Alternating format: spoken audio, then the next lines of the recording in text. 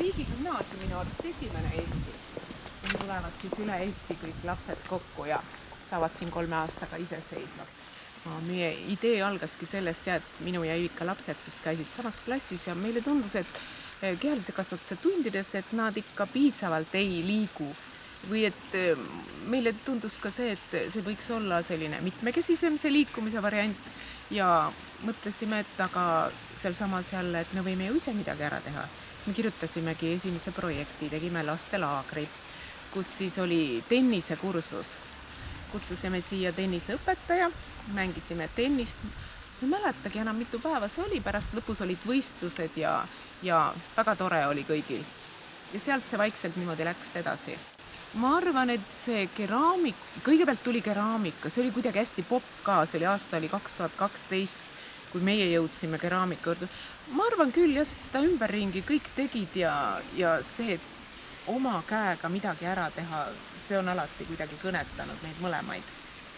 Nii jõudsime, meil oma külas, seal mina olen sealt Harakülast elan ja seal meil tuli ka, keegi kirjutas keraamika kursuse projekti, sealt tuli väike pisik sisse, siis oli vaja ennast edasi arendada ja niimoodi see vaikselt läks, kuni siis me tegime korda selle keraamikakoja siia, hankisime ahjud ja tegime erinevad koolitused ja kangaste juurde.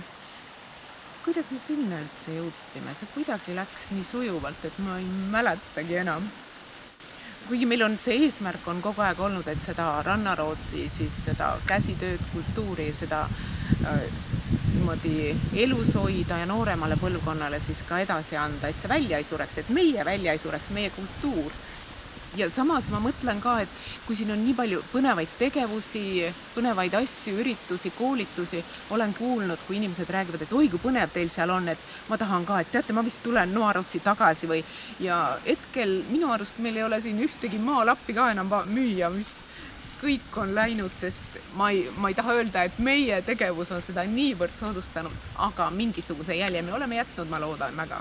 Rääkida tervemast Noarootsis, siis nemad üks öelda on sellise kõige pikaajalisema ja kõige sihikindlama toimetamisega, mis silma paistab, et nad on olnud väga aktiivsed igasugustest programmidest raha taotlemisel. Nad on suuresti oma initsiatiivil üles ehitanud Noarootsi käsitöökoja, Pürksis siis on tekstiilikoda, mis on nii kinnisvara korrastatud kui ka osaliselt juba ka seadmetega sisustatud, et toimuvad seal nii koolitused kui tunnid lasteaiale, koolile, ma tean, ja samuti, mis kõige rohkem teeb head meelt, et on ka selline juba väike äritegevus hakanud tekkima, mis ju ongi põhieesmärk, et nad ise omal jõul nagu lõpuks välja veaks, mitte ainult toetuse najal, et see teeb kõige rohkem rõõmu.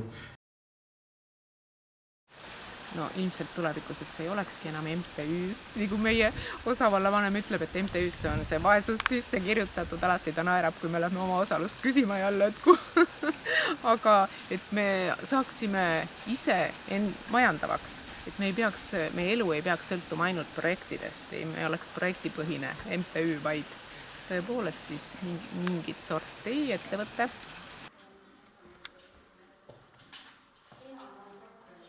Ma imetlen nende entusiasmi, nende häid ideid ja see, kui palju nad on suutnud nende aastatega Noarootsi kogukonna heaks toimetada, on väga märkimisväärne ja tänuväärne töö. Et nad on noored naised, noore hinge ja sädeleva loominguga. Nad on andnud nagu selle keraamika õpitoaga lastele oskuse oma kätega luua, mis on ju väga vajalik. Tänapäeva lapsed ju kipuvad olema rohkem nutimaailmas ja kipuvad loomingus nagu selle võrra maha jääma. Ja samas ütleme, kui nad ka oma õmblustoodetega reklaamivad ju Noarootsit kui sellist väljapoole, on ju samamoodi aitab ju Noarootsit laias pildis ju tuua esile. Nii et igal juhul ei kujutaks ette, et meil neid ei oleks. ja ma loodan jätkuvale pikale koostööle ja soovin neile edu, indu, uusi ideid ja ühtset koostööd. See on nii selline, püüab pilku, kõik küsivad, kus sa said?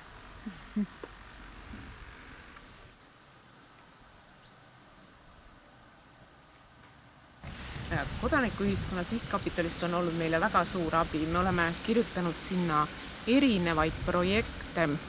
Kuna me oleme tegutsenud juba 10 aastat, siis ma kõike päris täpselt ei mäleta, aga viimane oligi see siis arenguhüppe ettevalmistavast taotlusvoorust. Saime raha, tegime äriplaani ja siit on hästi hea siis meil edasi minna. Nüüd me enam-vähem teame, mida me teha tahame, mida oleks mõistlik teha ja siis plaanime nüüd edasi kirjutada projekti arenguhüppeks.